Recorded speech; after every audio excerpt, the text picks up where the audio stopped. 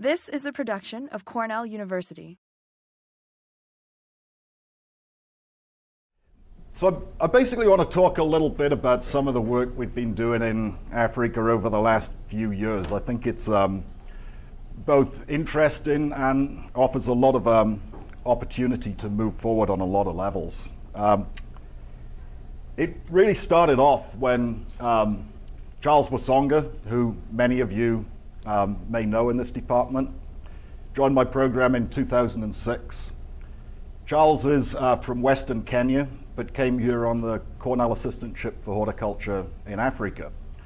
And this assistantship really involved a lot of the research work actually being done in the home country, in the case of Charles in Kenya, or East Africa. So Africa is a different place for many people. Some people think it more of a kind of a safari type of land where you may go on vacation, or maybe a lot more rural. But in actual fact, it's a continent that's going through changes quickly on many, many different levels. It's probably changing in many respects as much as any other part in the world at this point in time.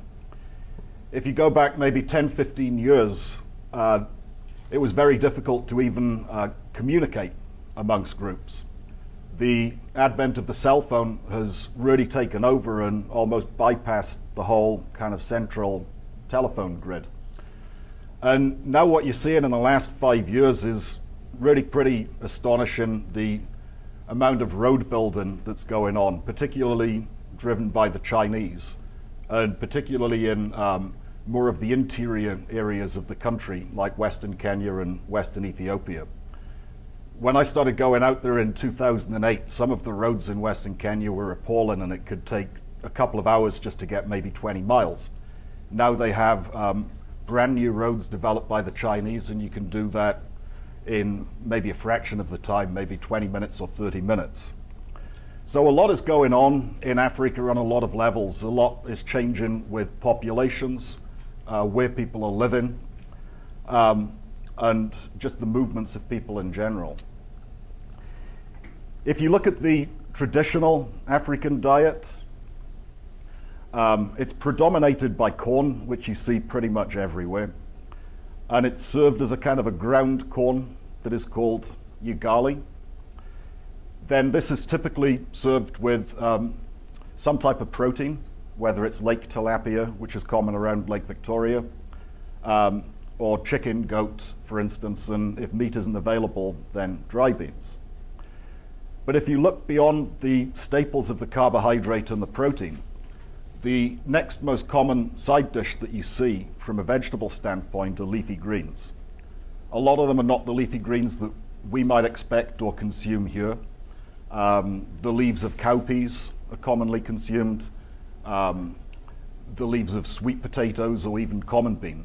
So there's a whole different range of leafy greens that are typically served in the African diet. The availability of crops is also changing. You can go to some marketplaces now and you see crops that you would never have seen 10 or 20 years ago. In particular, green beans or snap beans, as you can see here. In this case, in the market, you're even seeing the availability of broccoli, even though it's very poor quality, in amongst the more staples of things like tomatoes and carrots.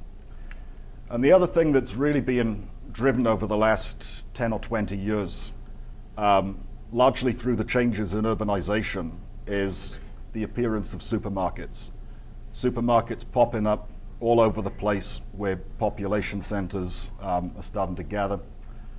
In areas like Kenya, you're not having a population increase that's pretty high over time, but very noticeable in the cities. Nairobi, for example, has doubled in the last 20 years from 1.8 million to about 3.6 million or higher today.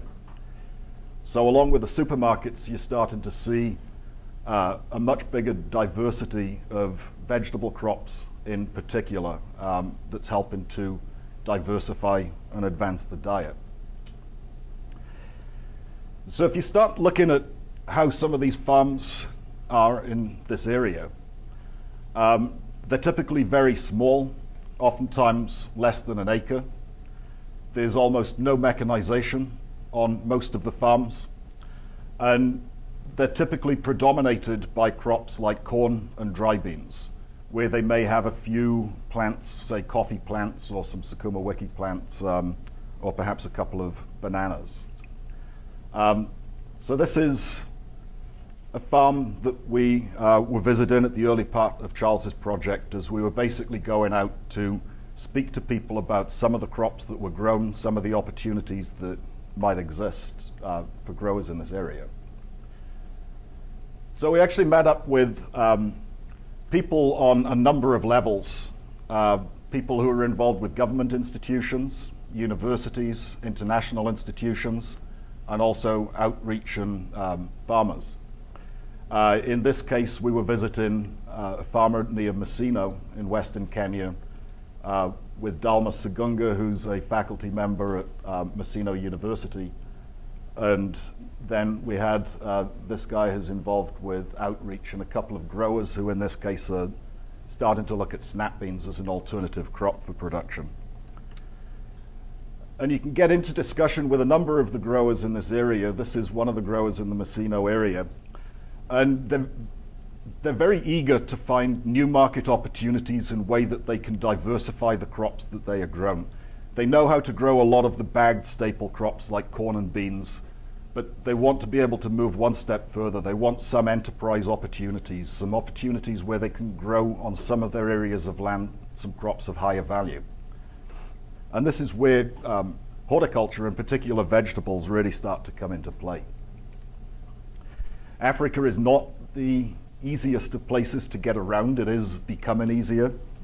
There's oftentimes difficulty to get a vehicle for all of the people, and if you have a vehicle that's not four-wheel drive, you can run into issues like this, especially when you're in farming areas. This is Charles actually testing the depth of the water so we can get this car through the puddle. So we went out to Kenya and Tanzania in 2008, and we met a number of groups, institutions, and growers while deciding how we were going to focus the efforts, or where we could actually have some impact when we're looking at East Africa from a standpoint of upstate New York, of course. In this case, we're visiting the snap bean production areas, which are up northwest of Nairobi. And this is Charles speaking to a grower, but we're also traveling with the bean breeder from Kari Thika, and these guys that are involved with irrigation and outreach as some of these crops are being set up in these areas. So snap beans really came to the forefront, one because we already work on snap beans here in upstate New York, and the other reason is that they're currently the major horticultural export crop for East Africa, at least the major single crop. If you take the whole floral industry as a whole, it would be higher. But snap beans grow very, very well in the highland areas of East Africa around Lake Victoria. And they're really grown based on an enterprise basis for feeding into the Western European markets, which may seem counterintuitive. Why are people growing crops in Africa to export to high-end markets in Western Europe? Well, there's a lot of benefits that actually come back from this whole arrangement. The first one is that snap beans have to be of a high enough quality to be air freighted out of the country. So when a lot of these snap beans are actually produced, only about 30% of the ones that are harvested actually make it to Europe. The other 70% of them start to make it into domestic markets. And this is where you start to see people consume green beans. You start to see them in local markets. You start to see them in supermarkets. And then they actually get adopted into and as part of the different diets. The other reason is an economic opportunity for the growers. Snap beans, because they're harvested as a fresh market crop, they have a lot more weight than a dry bean would have. So if a grower is getting 20 Kenya shillings for a kilogram of dry beans, he could be getting the same price for a kilogram of snap beans, but you can be harvesting 5 times as many snap beans from the same acreage as dry beans. So you now give the opportunity for growers to produce a crop that they're familiar with, common bean, but give them access to a fresh market enterprise, which gives them a lot of opportunity to start to earn capital as part of their operations. And it's had a surprising effect in the area. I mean, I speak to Charles and we talk about the snap bean areas in Kenya, and he talks about how you drive into these areas and you just, as you drive into them, you see noticeable increases in affluence of the people who are actually living in the areas where they produce snap beans. So it has become a very important crop, and it's even just on a government level, and the Carey Institutes, they are very keen to try and promote the production of these as much as possible. They are grown on small farms, as you can see here. This is a small farm northeast of Nairobi. They're also grown at very high altitude. The reason for this is that they're very sensitive to high temperatures. So a lot of the areas around Lake Victoria are high plains agriculture areas. People don't really think of places like Uganda and Kenya as being temperate type of climates. But if you actually look at the altitude of the regions, Nairobi's at about 1,700 meters, Kampala's about 1,800 meters, and a lot of these areas that are up north of Kampala and Nairobi are close to 2,000 meters. And so even though they're very close to the altitude, even though they're very close to the equator, the high altitude means that you have, in essence, a temperate climate. I visited Nairobi last July, and the high temperatures in the day were 70 degrees, which was about 20 degrees cooler than here in upstate New York. So it's actually really good climates with good irrigation for the production of snap beans, as long as you're at altitudes above about 1,500 meters. And the soil looks quite good. And the soil and the irrigation is also very high quality in most of these highland areas. So the issues that tend to be encountered in these new areas that are producing snap beans, the predominant issue is rust, which is a problem for plant biomass. It's a problem for quality because the rust can also get onto the pods, which is a very important issue for snap beans. It's an important issue for all horticultural crops. We're dealing with marketable yield that has to have sufficient quality when it actually hits the marketplace. The other problem that we see if you go down to lower altitudes, this is at about 1,100 meters at Homa Bay, and you can just see from Charles's reaction and the peach juice consumption the increases in temperature that we're seeing by moving down a few hundred meters in altitude. So the issues that you have when you move down to the Lake Victoria region are ones that the temperatures day and night are basically too hot for efficient production of a lot of these crops. So we really started to look at these two traits as the major constraints to green bean production when we were setting up this project. So we brought in collaborators that I've worked with in the past. Tim Porchel, who some of you might have recognized, he was a graduate student with Molly John here a decade or so ago. And also Talo Correlates. He's what you might call the world's expert on common bean rust. Spent 20 or 30 years at SEAT, and he's now at USDA Beltsville. So Tim right now is based in USDA in Puerto Rico and works on heat tolerance in beans, and Talo works on the rust resistance. So the rust is really a problematic pathogen wherever common bean is grown in tropical and subtropical environments. It's not a major problem right here in New York. We sometimes see it at the end of the season. But it is very severe. It is very limiting, especially from a quality standpoint for crops like snap bean. So what we have with rust is that we have many, many different races of it. And this is what makes it difficult to actually work with. But a lot of work has been done in dry bean in the past, and some of this has been transferred to snap bean from the genetic resistance standpoint. So there's approximately 13 genes associated with rust resistance. I say approximately because UR1 and UR2 are perhaps lost, and then they maybe have a UR13 and UR14 gene. But the most interesting of these, and it's a very intriguing gene from a resistance standpoint, is the UR11. And this is a gene that could have a major impact on common beans worldwide, and it is being explored with multiple programs for its use in rust. And what we see with that is that when we have a rust pustule develop, if there's a resistant reaction, it's normally a hypersensitive reaction in a gene-for-gene type of response where you see this necrotic lesion.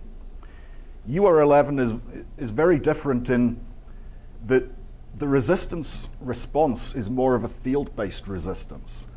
So if the spore lands on the leaf, it forms a very tiny colonization that you really can't see unless you're looking under a microscope because it's less than 0.5 millimeter. So it allows the pathogen to start to colonize before the resistance comes in, and you don't have the classic HR response.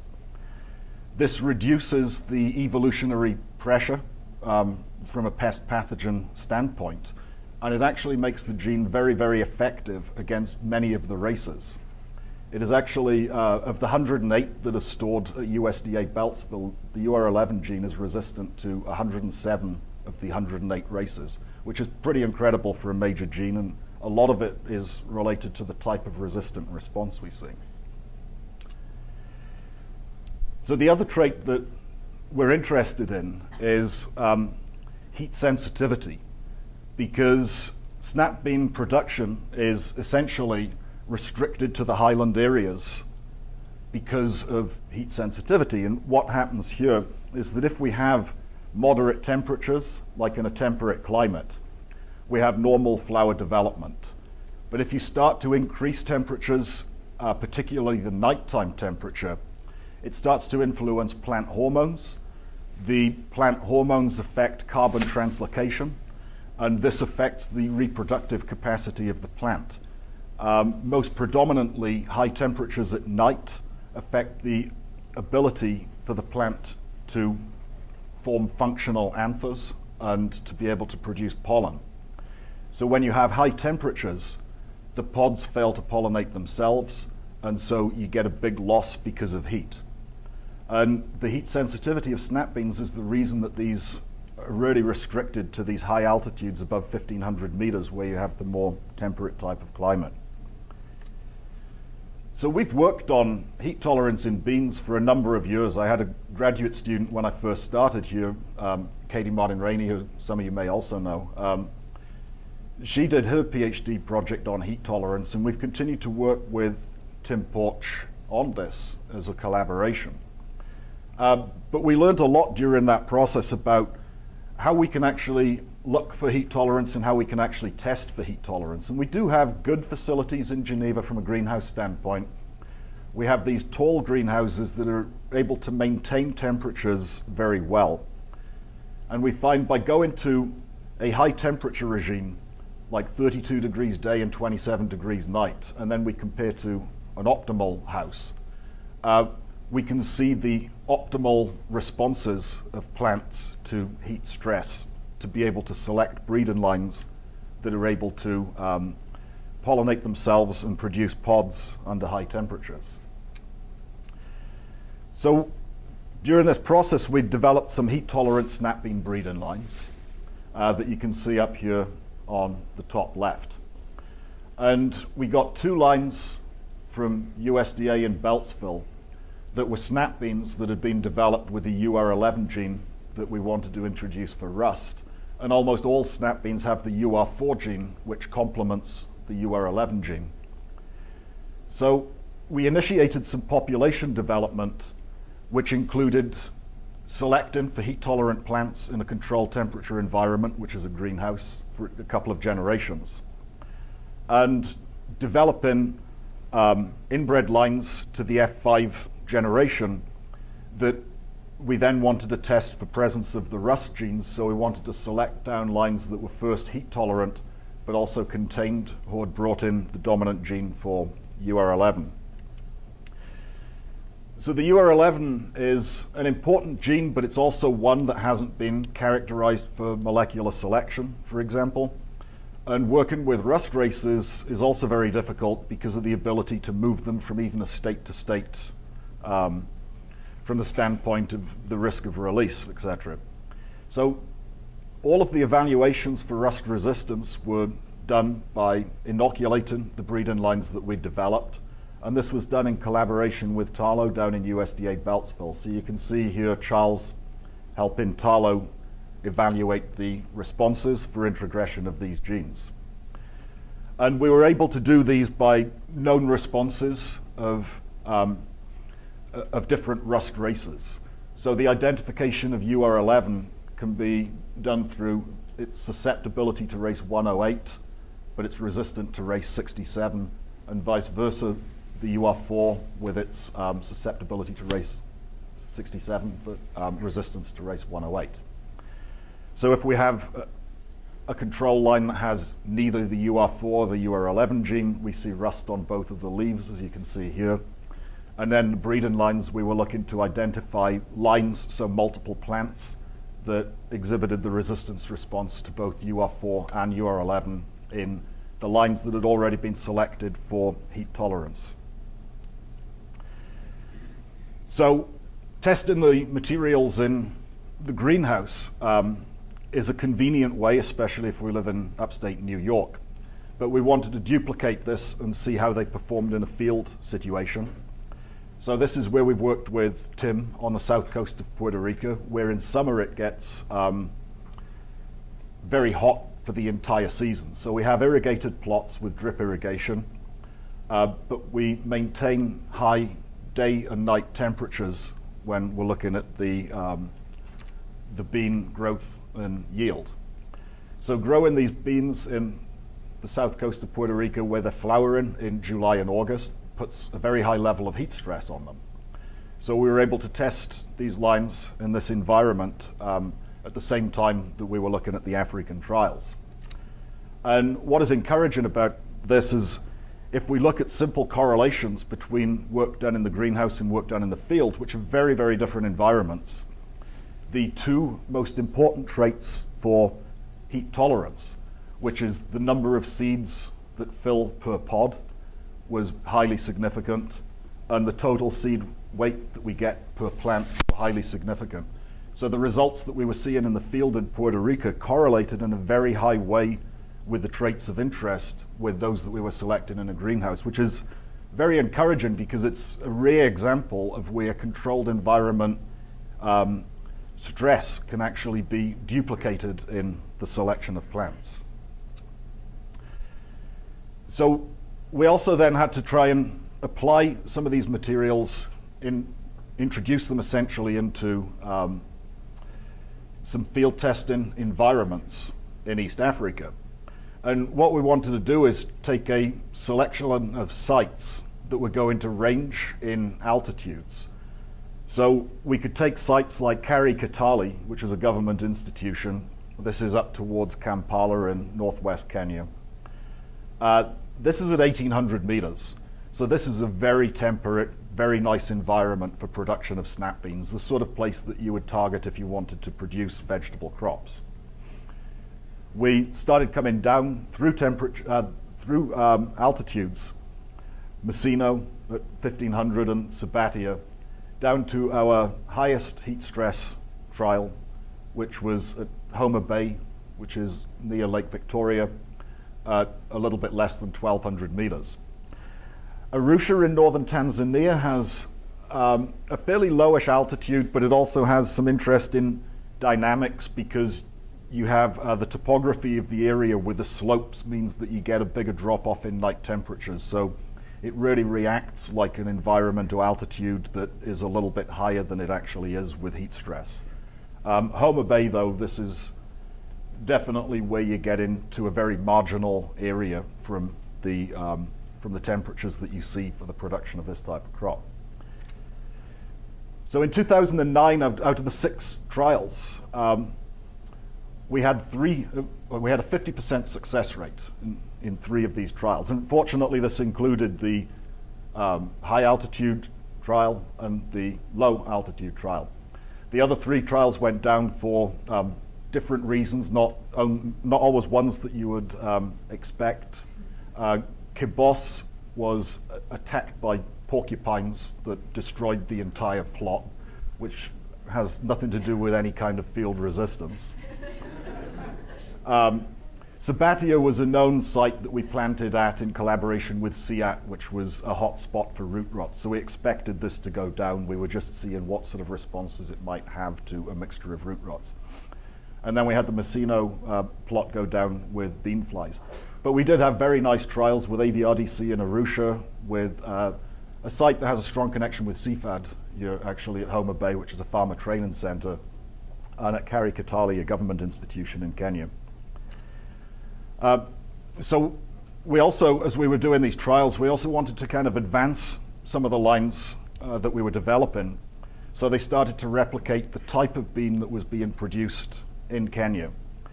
The types of snap beans we see here are a very large sieve, meaning the width of them. They're about the size of your finger, perhaps. Where those in European markets are very slender, long, and they're known as French beans, and they are really the preferred type for Western Europe. Africa is an ideal place to grow these because the high quality that's demanded and the fact that they're easily damaged really makes them an ideal candidate for hand harvesting or hand labor. And a lot of Europe, of course, is mechanized. So the one thing that Africa has is a lot of available labor. And unlike a machine that'll do a once-over harvest on a field, in Africa with a snap bean field, you'll have people maybe go through and pick the plants 5 or 6 times over the course of development to pick the ideal size of the pods. So we developed some parents with the initial populations that had 3 for heat tolerance and 1 for heat sensitivity, but also ones that were fixed with the different rust genes. And then we started to develop populations cross into 3 lines that are targeted for Africa. Amy and Teresa are the most commonly grown varieties. Teresa has the rust gene UR5, which is quite effective in East Africa. PV712 is a new pop-breed snap bean that has the UR11 gene. And then we also crossed them to a couple of US cultivars, Masai, which is a small sieve for the US market, and Bronco, which is the main fresh market bean grown in New York. We made a similar approach, developing all 20 possible cross combinations, selecting down for sieve size, heat tolerance, and rust. And then in 2010, we basically identified the sites that we thought would work best for us for evaluating these materials. So we ended up going in 2010 with the 3 sites with success in 09, Arusha, Homa Bay, and Kitale. And our intermediate site, which is between Homa Bay and Kitale in altitude, Keri Kakamega, which is another government institute. And indeed, we had very good results here in the fact that we had successful trials at all 4 locations, even though they had different levels of pressure from rust. So this whole process has been quite interesting, and it's enabled us to form a lot of connections on a lot of levels. I mean, international connections, government connections, farmer training center connections, or even NGO connections. And it really helps us to start looking at what we could potentially do being on the other end of the planet. But during the process of these trials, Charles was based in Western Kenya, and he did a lot of the evaluations for, well, how do these materials develop actually perform if we put them out in these farms? So there's some interesting things came out of this. The heat-tolerant parent lines that we evaluated more from a comparable result in 09, we found that when we go from the high-altitude site to the high-temperature site, we had very good yield stability in the parents, which we would expect with heat tolerant, but we also had very good rust resistance. This is actually the rust resistance response, so there's very minimal drop-off, and in the case of the UR11, that's also the case. So having the UR11 gene, as these three lines do, we have very good stability between a non-rust area and a rust-infected area. Those that don't have the UR11 gene, we see about 40 to 50% drop-off in yield because of the rust that's present. So the UR11 can make a huge, huge difference when it comes to rust. Then if we look at heat, if we go from the high altitude to the low altitude site, we have yield stability in these parents.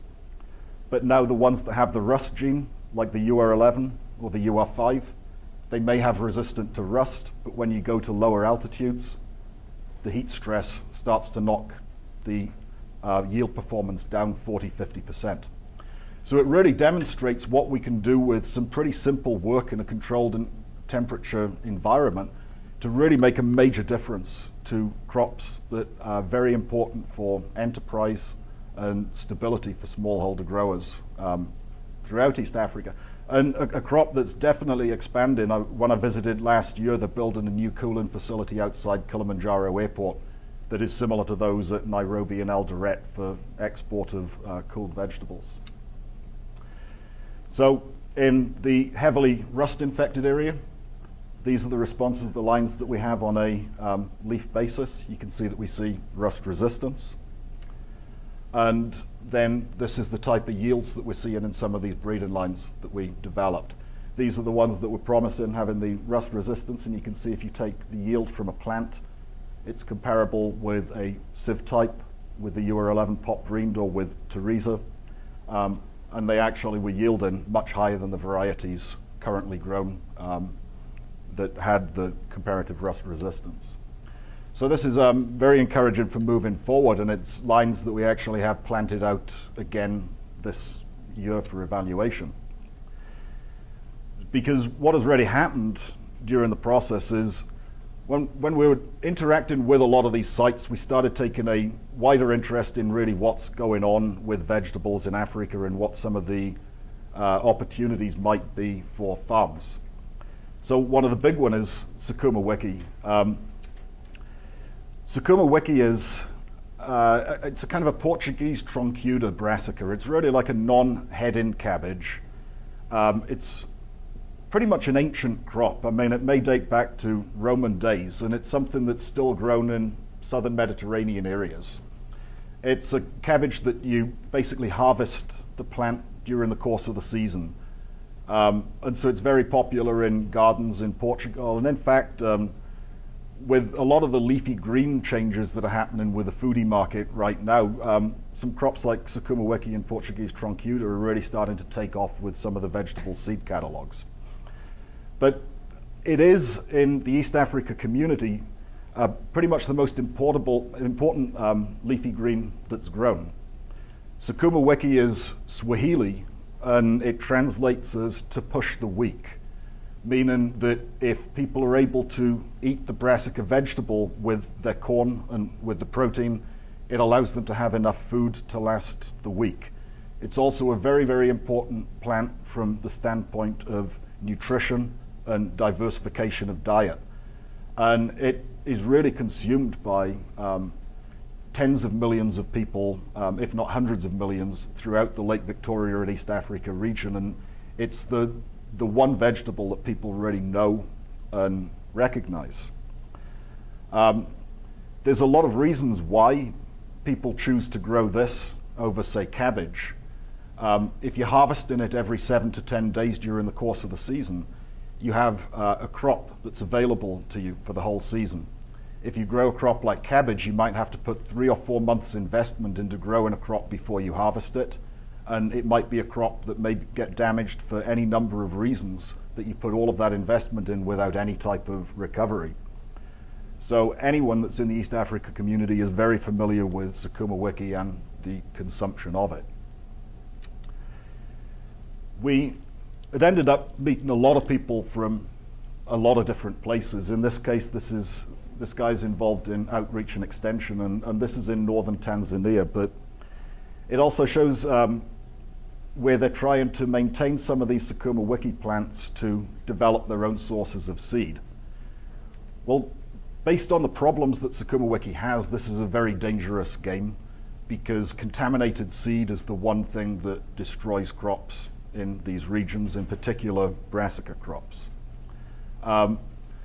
So while there are efforts for self-seed production, really root-in seeds through East African seeds or some of the outlet are the way to go.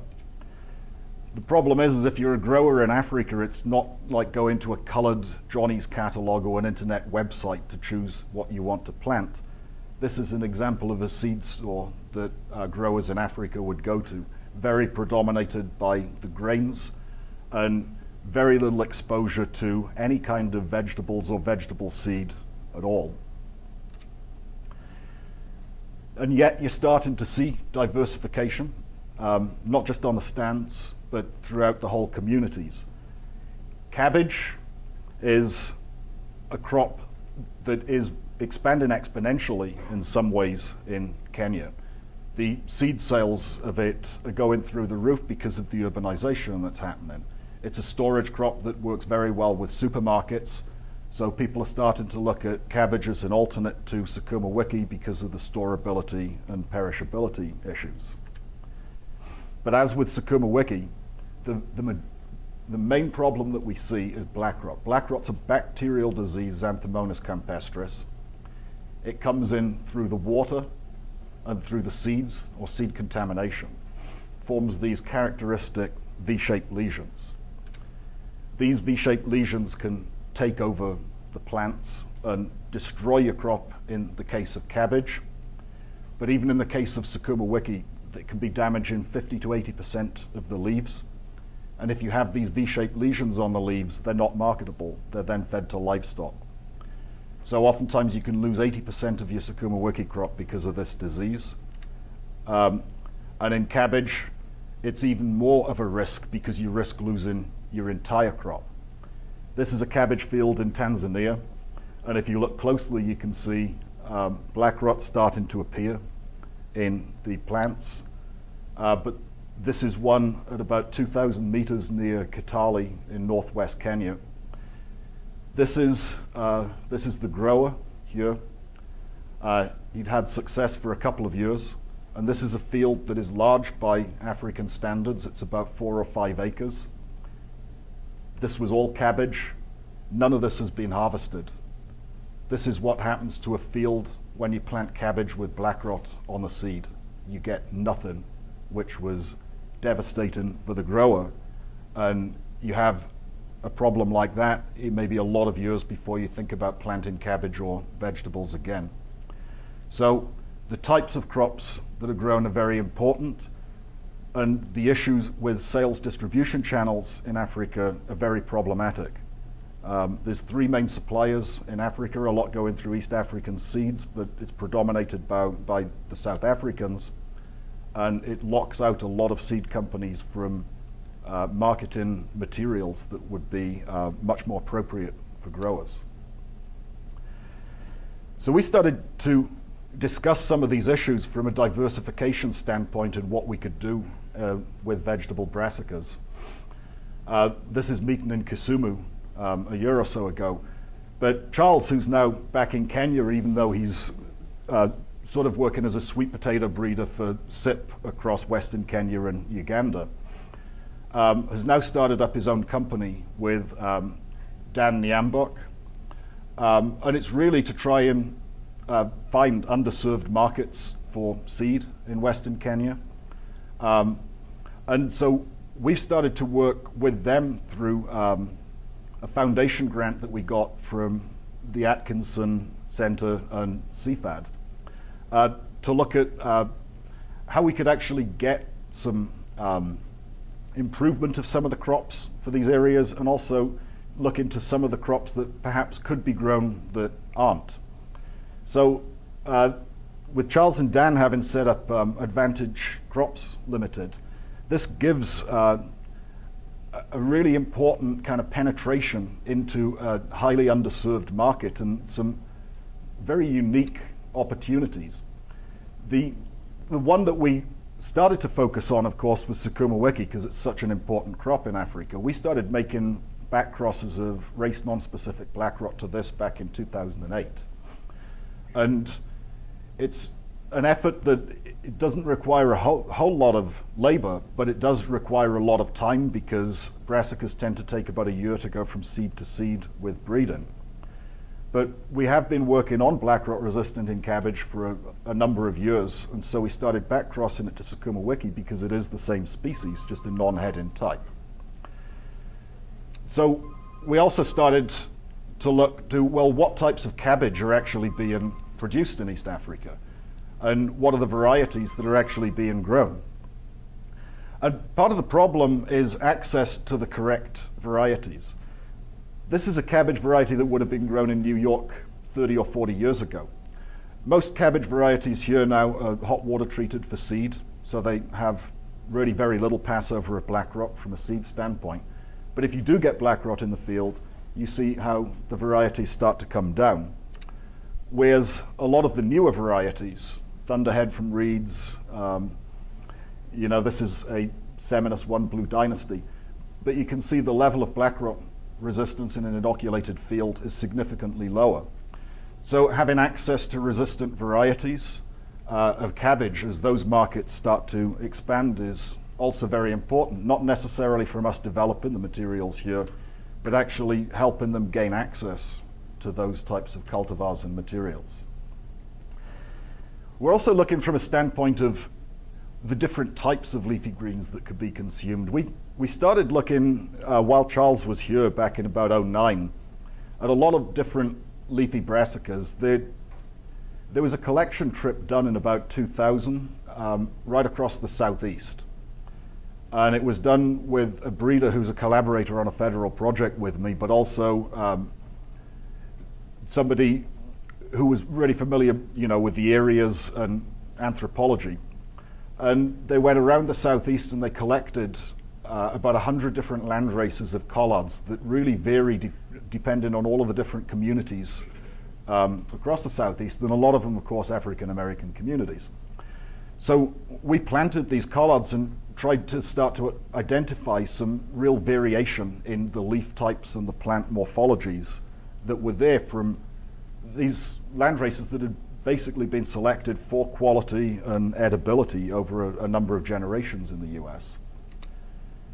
So we've really started to look at not just the disease standpoint or the alternative cultivar standpoint or the alternative plant type, but we also have to look from a standpoint of education.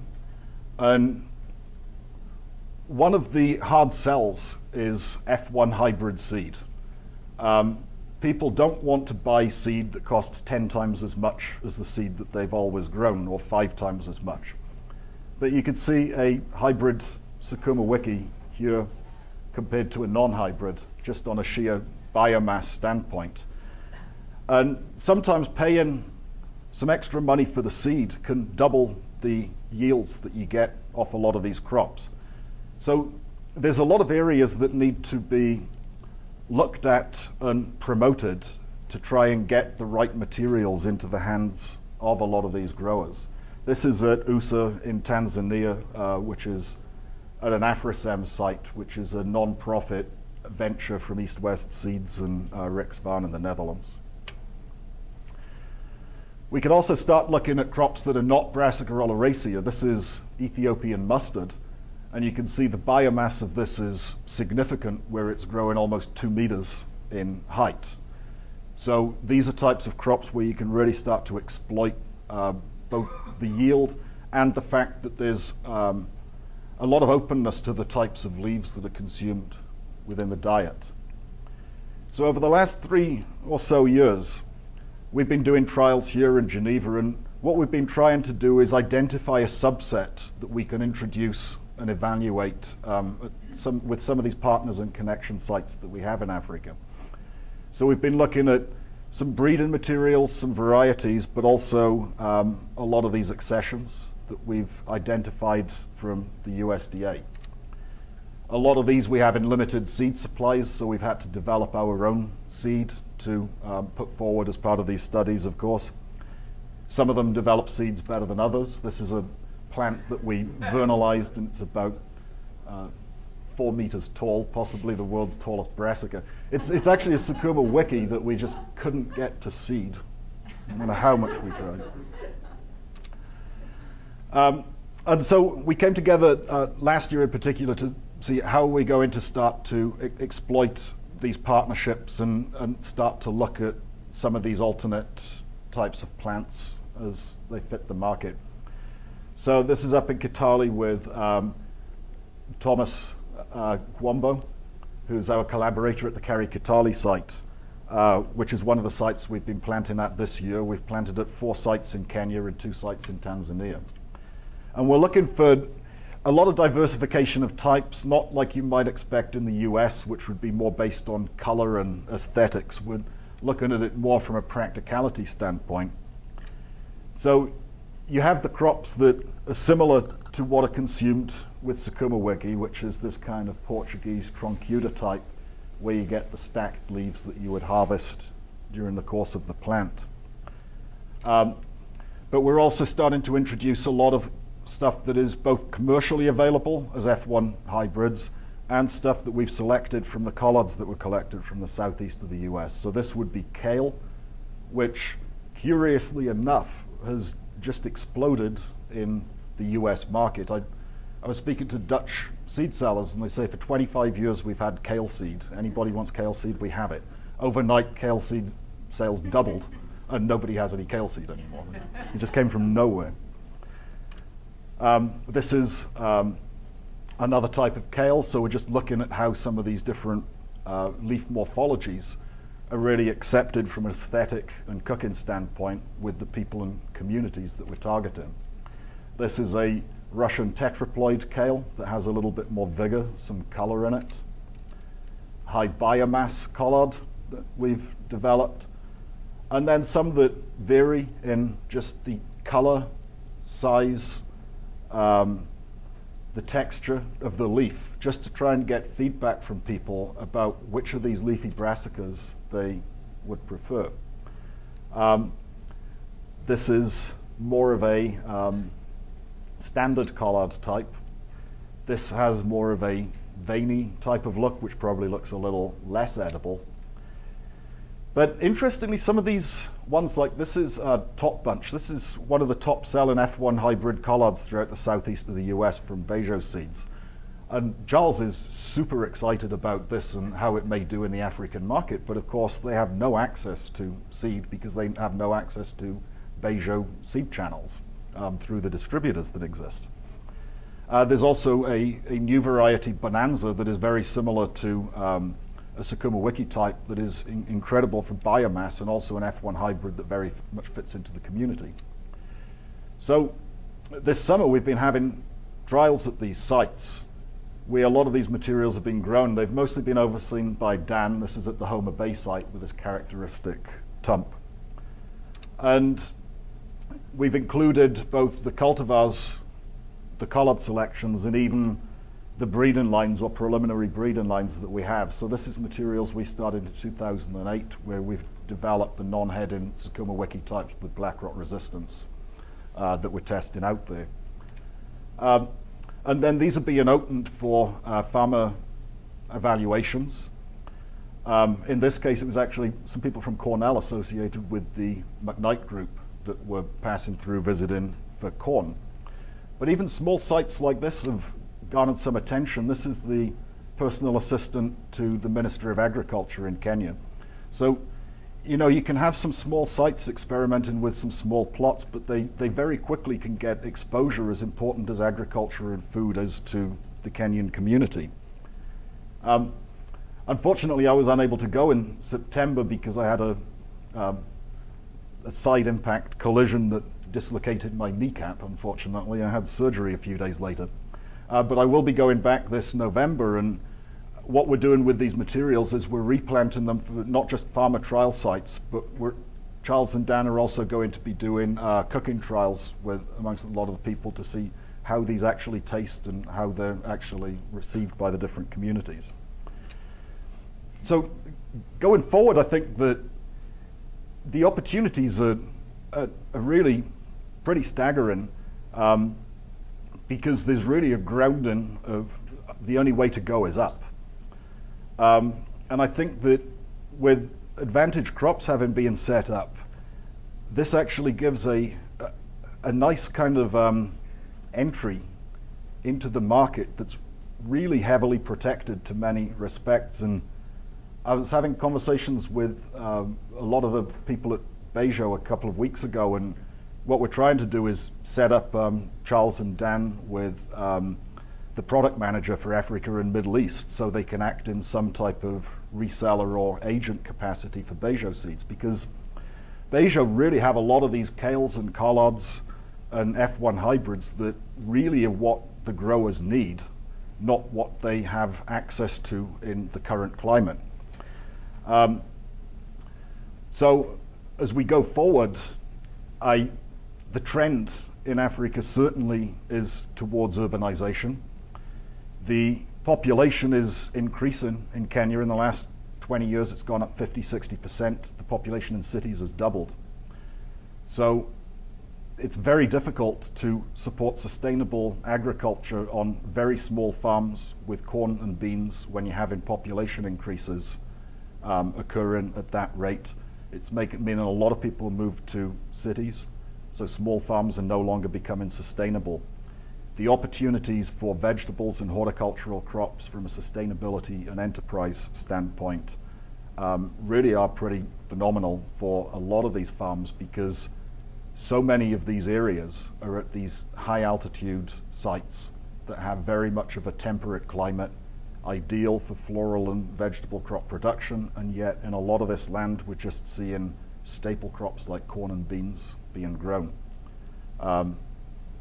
So as we go forward, we hope to kind of be involved with that and capitalize on it.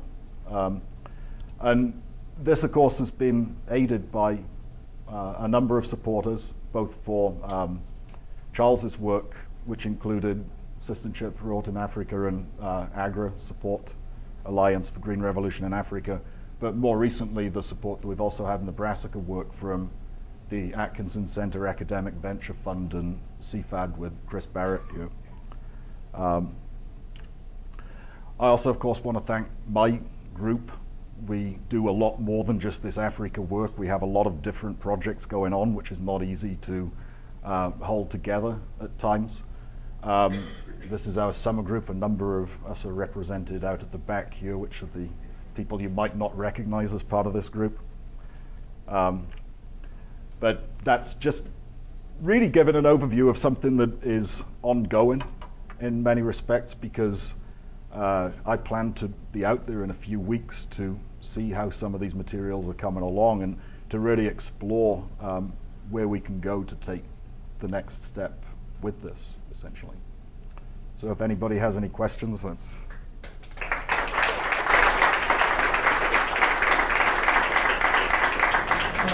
Griff, I would urge that the establishment, testing, and sale of adapted African collards, whatever you call them, and it doesn't matter what the origin is, but I mean, fine black rod is difficult, but heat treatment can take care of it, and as soon as a local industry can get going, it doesn't have to depend on imports from Bejo. I would think that that would be the sustainable solution. I wonder to what extent you're working in that direction. It's difficult to produce seed for cabbage in East Africa because of the vernalization requirements. Further up the hill. Go to the higher altitudes. But yeah, there's a number of things that really need to be addressed. It's outreach and education to growers is very important. Yeah. The benefits of resistant varieties or hybrid varieties are very important, but also trying to move through appropriate materials, help to target some of these traits for some of the materials. Black rope would be important not just for farms in Africa, it's important throughout the world. It's the major limiting disease or precipice. There is a strong and bureaucratic link between a lot of these groups, like government and East African seeds and some of the distribution channels. There tends to be a very strong presence of the Japanese varieties in brassicas. Sakata in particular owns one of the major distributors in Africa, but even the stuff that's rooted really through a lot of South African efforts, they predominate a lot of how the sales actually work, especially from the hybrid variety standpoint. I think that some of the crops like Sukumaweki are less valuable and more open. They're just run through institutions like government institutions, but yeah, hot water treatment of seeds could really change the game. Because that field I showed you that was devastating, I mean, that was clearly a case of growing a cabbage variety. The seed was highly contaminated. And when the variety is susceptible or resistant, that's something where even if it was susceptible, it wouldn't be that bad of an outcome. Okay, we really are out of time, but again, Griff, thank you so much.